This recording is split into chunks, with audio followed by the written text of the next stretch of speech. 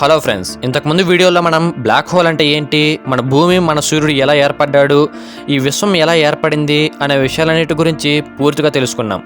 ఇంకా ఆ వీడియోస్ని మీరు చూడనట్లయితే ఈ వీడియో కింద డిస్క్రిప్షన్లో ఆ వీడియోస్ లింక్ ఇస్తాను, వెళ్ళి చూడండి. దానిలో భాగంగా ఈరోజు ఈ వీడియోలో మన భూమి మీద తిరుగుతున్న కొన్ని లక్షల జీవరాశులు ఎలా ఏర్పడ్డాయి, దీనికి గల కారణాలేంటి, ఒకప్పుడు భూమి నేలిన డైనోసార్లు ఎలా అంతరించిపోయాయి, మనుషులు కోతుల నుండి వస్తే మరి కోతులన్నీ ఎందుకు అలాగే ఉండిపోయాయి, జీవుల పరిణామం చెందడం ఇంతటితో ఆగిపోయిందా, ఒకవేళ ఇంకా కొనసాగితే పరిణామ క్రమంలో భాగంగా భవిష్యత్తులో మనుషుల్లోని ఏ శరీర భాగాలు మాయమైపోతున్నాయి, ఇలాంటి ఎన్నో ప్రశ్నలకి ఈ వీడియోలో సమాధానం తెలుసుకుందాం.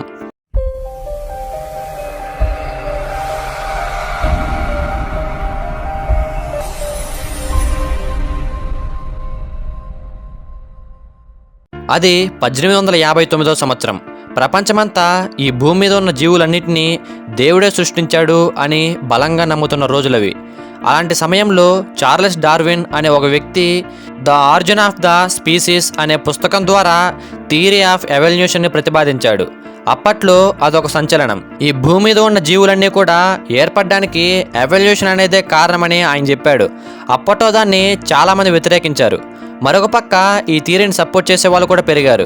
కానీ కొన్ని సంవత్సరాల తర్వాత ఈ ఎవల్యూషన్ థియరీకి కొన్ని వందల ఆధారాలు దొరకడంతో ఇంటర్నేషనల్ సైంటిఫిక్ కమ్యూనిటీ దీన్ని ఆమోదించింది. ఇప్పుడు థియరీ ఆఫ్ ఎవల్యూషన్ అనేది సైన్స్లోనే ఒక గొప్ప థియరీ. అసలు ఈ థియరీ ఏం చెబుతోంది, ఎవల్యూషన్ అంటే ఏంటో ఇప్పుడు మనం తెలుసుకుందాం. ఎవల్యూషన్ అంటే తరాలు మారే కొద్దీ ఒక జాతి లక్షణాలలో కలిగే మార్పులను ఎవల్యూషన్ లేదా పరిణామ క్రమం అని అంటారు. అంటే ఒక జీవి శరీరంలో కలిగే మార్పుల వలన దాని రూపం, ఆకారం, ప్రవర్తనలో మార్పు కలగడం, అవే తరువాత తరాలకు అందుతూ ఉండడం జరుగుతుంది. అయితే ఈ శరీరంలో మార్పులు ఎలా కలుగుతాయో చూద్దాం.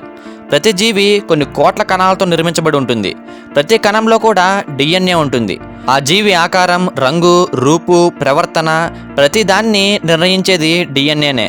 ఈ సమాచారం అంతా కూడా జెనెటిక్ కోడ్ రూపంలో ఉంటుంది. అయితే కణాల విభజన జరుగుతున్న సమయంలో ఒక కణంలో ఉన్న డిఎన్ఏ మరో కణంలోకి కాపీ అవుతుంది. ఇలా విభజన జరుగుతున్న సమయంలో కానీ లేదా బయట వాతావరణ పరిస్థితుల కారణంగా ఈ డిఎన్ఏలోని జెనెటిక్ కోడ్లో మార్పులు జరుగుతాయి. దీనినే మ్యుటేషన్ అని అంటారు. అయితే ఈ జెనెటిక్ కోడ్లో ఏదైనా చిన్న మార్పు జరిగినా అది ఆ జీవిలో పెద్ద మార్పుకి కారణమవుతుంది. ఉదాహరణకి ఒక తెల్లగా ఉన్నటువంటి ఎలుకలోని జెనెటిక్ కోడ్లో ఒక చిన్న మార్పు జరిగినా దాని తరువాత జనరేషన్లో పుట్టబోయే ఎలుకలన్నీ కూడా నల్లగా పుట్టే అవకాశం ఉంటుంది. అలాగే ఒక జామ చెట్లోని డిఎన్ఏలో ఒక చిన్న మార్పు జరిగినా తరువాత తరాలలో దానికి కాసే పండ్లన్నీ కూడా ఒక ఫుట్బాల్ సైజులో పెరిగే అవకాశం ఉంటుంది. ఈ విధంగా డిఎన్ఏలో కలిగే చిన్న చిన్న మార్పులన్నీ కూడా పెద్ద పెద్ద పరిణామాలకైతే దారితీస్తుంది. డార్విన్ ఈ థియరీని ప్రతిపాదించే నాటికి అసలు డిఎన్ఏ అంటే కూడా ఎవరికీ తెలియదు. కానీ జంతువుల శరీర నిర్మాణాన్ని బట్టి ఏ జంతువు నుండి ఏ జంతువు పరిణామం చెంది ఉండవచ్చు అనేది ఆయన చెప్పారు. ఈ థియరీలో ముఖ్యంగా 2 పాయింట్లు ఉన్నాయి.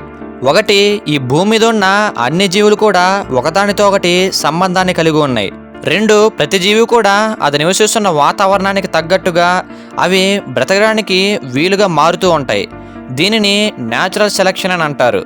ఏ జీవులైనా అక్కడ వాతావరణానికి తట్టుకోలేకపోతే అవి అంతరించిపోతాయి. ఆ పరిస్థితులకు తగ్గట్టుగా మారుకుంటూ తట్టుకుని నిలబడిన జీవుల జీన్స్ అనేది తరువాత జనరేషన్కి అయితే వస్తుంది. ఈ ఎవల్యూషన్లో భాగంగా అవసరానికి తగ్గట్టుగా ఒక జీవిలో కొత్త అవయవాలు ఏర్పడడం లేదా అవసరం లేని కొన్ని అవయవాలు అంతరిస్తూ మాయమవ్వడం జరుగుతుంది.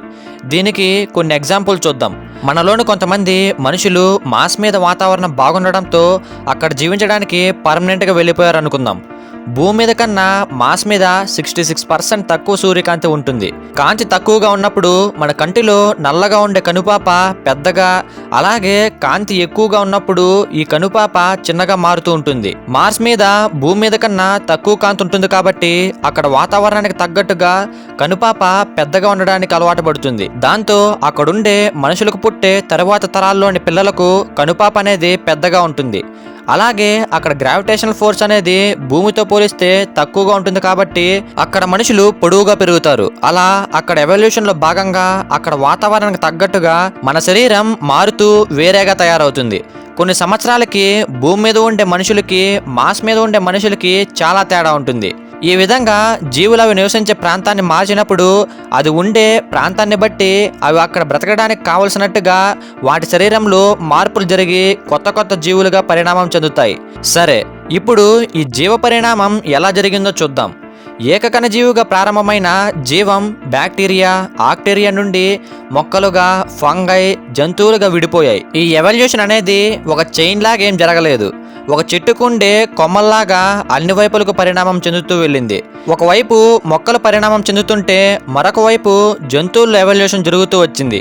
అలా కొన్ని స్టేజ్లు దాటిన తర్వాత మొదటిసారిగా వెన్నెముక ఉన్నటువంటి చేప వంటి ఒక జీవి పరిణామం చెందింది. మనమందరం కోతుల నుండి పరిణామం చెందాం అని అంటూ ఉంటారు కదా. దానికంటే ముందు మనం చేపల నుండి పరిణామం చెందాం. మనమే కాదు, ఈ భూమి మీద వెన్నెముక ఉన్నటువంటి ప్రతి జీవి కూడా చేప నుండి ఎవల్యూషన్ చెందింది. తరువాత ఆ చేప వంటి జీవి నీటి నుండి నేల మీదకి రావడానికి చేసిన ప్రయత్నంలో భాగంగా ఉభయచరాలు అంటే నీటిలోనూ నేల మీద కూడా బ్రతకగలిగే జీవులుగా మారాయి. ఆ తర్వాత ఇవి రెండుగా విడిపోయాయి. ఒకటి గుడ్లు పెట్టే జంతువులు, రెండు పిల్లల్ని కని పాలిచ్చి పెంచే జంతువులు. ముందుగా గుడ్లు పెట్టే జంతువుల గురించి చూస్తే ఇవి తాబేళ్లు, ముసలుగా ఎవాల్వ్ అవుతూ అవి డైనోసార్లుగా అయితే మారాయి. ఈ డైనోసార్లు 16 కోట్ల సంవత్సరాల పాటు ఈ భూమిని ఏలాయి. వాటికి ఈ భూమి మీద తిరిగే లేకుండా పోయింది. ఈ డైనోసార్లలో 40 సెంటీమీటర్ల డైనోసార్ నుండి 115 అడుగుల పొడవుతో 100 టన్నుల బరువుతో భారీ సైజు వరకు పెరిగిన 700 రకాల డైనోసార్లు అయితే ఉండేవి. వీటిలో కొన్ని చిన్న సైజుల్లో పక్షుల్లో ఎగిరేవి కూడా ఉండేవి. డైనోసార్లు అంతరించిపోయాయి అనుకుంటున్నాం కదా. మీకు తెలుసా, ఇప్పుడు మనం చూస్తున్న పక్షులన్నీ కూడా డైనోసార్ నుండి పరిణామం చెందినవే. ముఖ్యంగా కోడికి డైనోసార్కి చాలా దగ్గర సంబంధం ఉంది. ఇప్పుడు కోడిని డైనోసార్ల డిఎన్ఏని ఉపయోగించి డైనోసార్లను పుట్టించడానికి కొలాసాల్ అనే కంపెనీ ట్రై చేస్తుంది. ఇది గాని సక్సెస్ అయితే మనందరం మళ్ళీ తిరిగి డైనోసార్లను అయితే చూడగలం. సరే, ఈ డైనోసార్లు భూమి మీద తిరుగుతున్న సమయంలో మౌంట్ ఎవరెస్ట్ కన్నా పెద్దగా ఉండే ఒక ఆస్ట్రాయిడ్ వేగంగా భూమిని ఢీకొట్టింది. దానివల్ల విడుదలైన విపరీతమైన ఎనర్జీ వల్ల డైనోసార్లతో పాటు భారీ సైజులో ఉండే జంతువులన్నీ కూడా అంతరించిపోయాయి.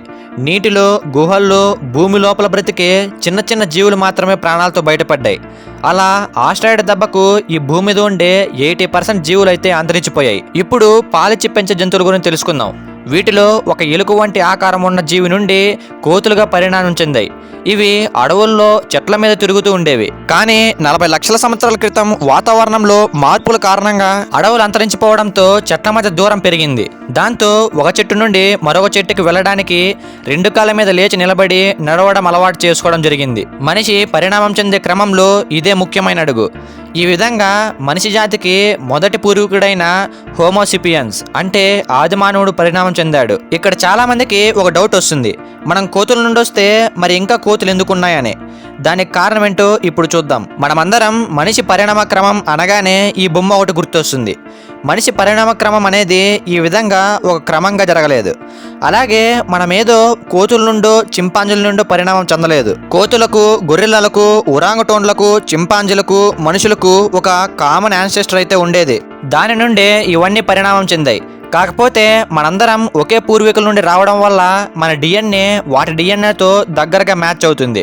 అంతే తప్ప కోతులు, చింపాంజీలు ఆ తర్వాత మనుషులకి ఏం మారిపోలేదు.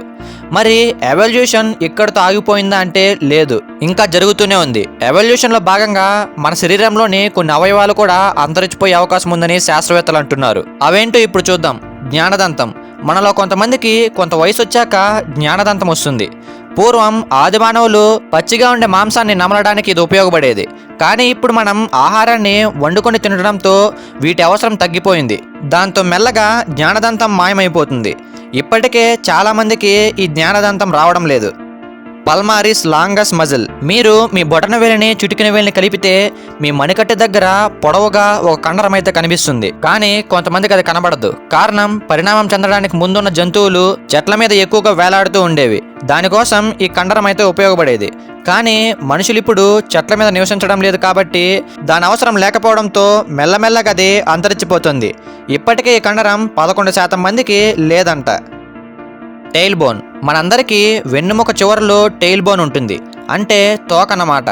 మనం తల్లి కడుపులో పిండంగా ఉన్నప్పుడు మనందరికీ చిన్న తోక ఉంటుంది. కానీ పిండం పెరిగే కొద్దీ అది మాయమైపోతుంది. ప్రపంచవ్యాప్తంగా 100 మందికి పైగానే తోకతో పుట్టిన వాళ్ళు ఉన్నారు. మనకు తోకతో అవసరం లేదు కాబట్టి త్వరలోనే అది కూడా మాయమైపోతుంది. Third highlight. మనకు తెలిసి ఒక వ్యక్తికి పైన కింద 2 కనురెప్పలు ఉంటాయి, కానీ మనకు 3వ కనురెప్ప కూడా ఉంటుంది. మన కంటిలో ఒక మూల పింక్ కలర్లో ఉంటుంది కదా, అది కూడా ఒక రకమైన కనురెప్పే.